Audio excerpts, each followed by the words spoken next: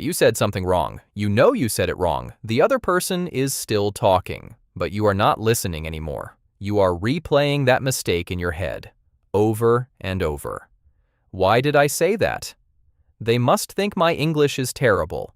I should have said, and while you are doing all of that, you have missed the next 3 sentences, and now you are more lost than before. I'm Alex. This is Imperfect English. Today, I am going to give you the exact phrases to use when you make a mistake in English, so that the mistake doesn't kill the conversation, and you don't have to disappear inside your own head. Before we get to the phrases, I want to say something important.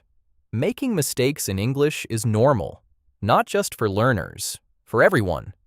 Native speakers make grammar mistakes every single day. They use the wrong word. They start a sentence and lose it halfway through. They say something and immediately correct themselves, and nobody thinks less of them, because mistakes in conversation are not failures. They are proof that you are speaking, and speaking, with mistakes, is infinitely better than staying silent.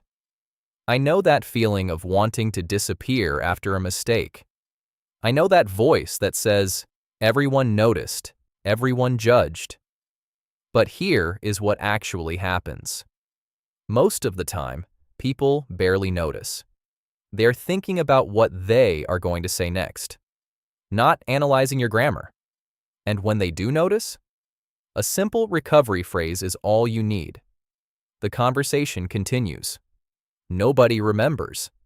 Repeat after me. Mistakes are normal.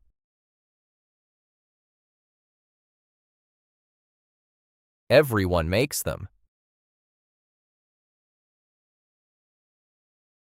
A recovery phrase is all I need. The conversation continues. Nobody remembers. Good. Here are the phrases. I will say each one slowly. You repeat after me. When you use the wrong word, sorry,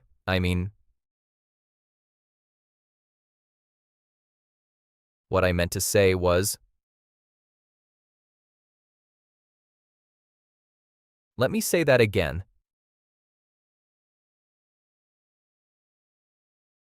When you use the wrong tense or grammar, sorry, I said that wrong. I'm not sure that was right, but you understand what I mean? When you completely lose your sentence, sorry, I lost my train of thought.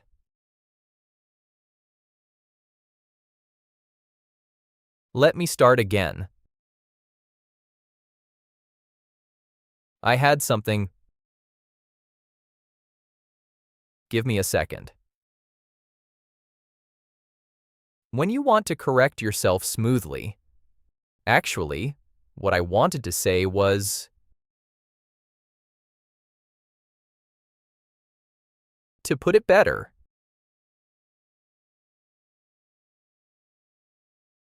Or, a better way to say it is,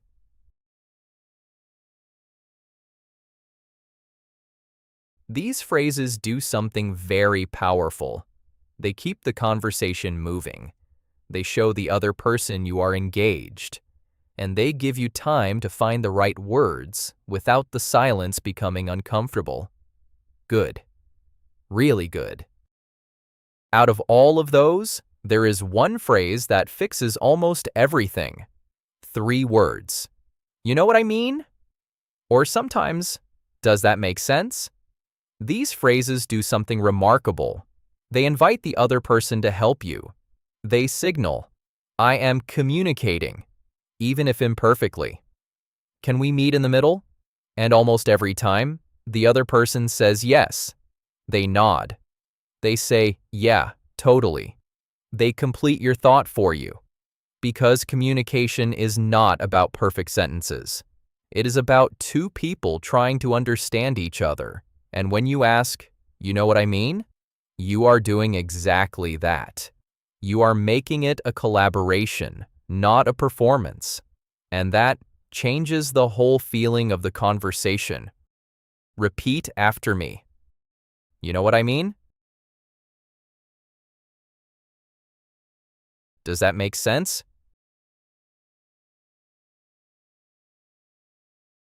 Communication is a collaboration.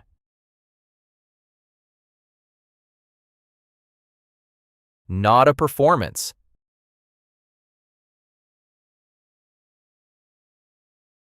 I invite the other person to help me. And they almost always do.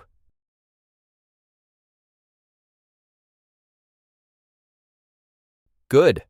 Really good.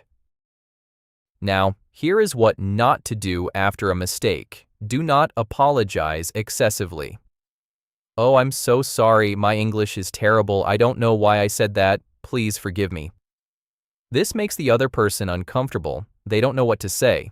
And it signals that you see your English as a source of shame. It is not.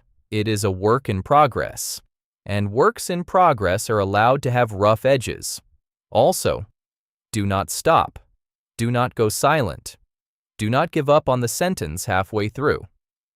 A broken sentence that gets finished is better than a broken sentence that ends in silence. Finish the thought, even imperfectly, even badly. Finish it, and then move on. Repeat after me. I do not apologize excessively.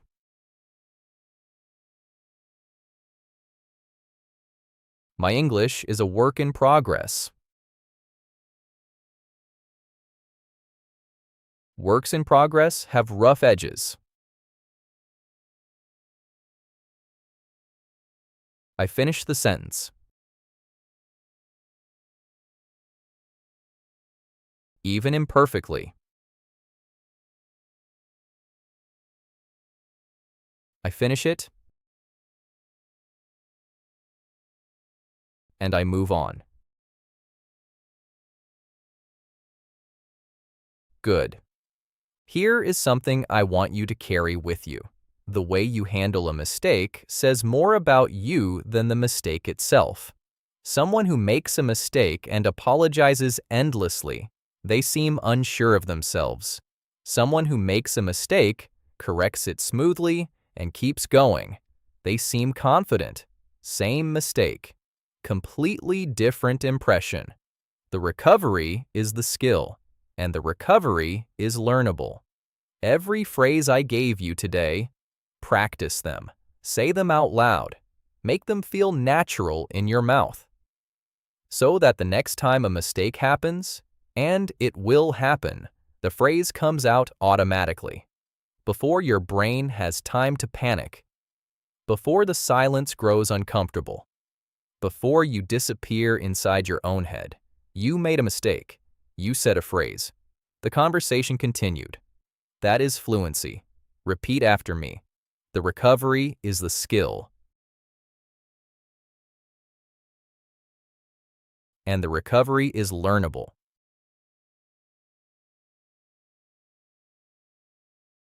I practice these phrases. So they come out automatically.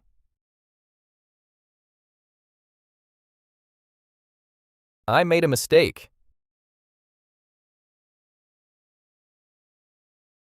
I said a phrase.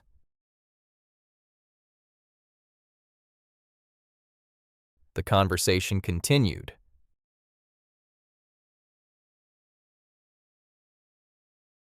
That is fluency.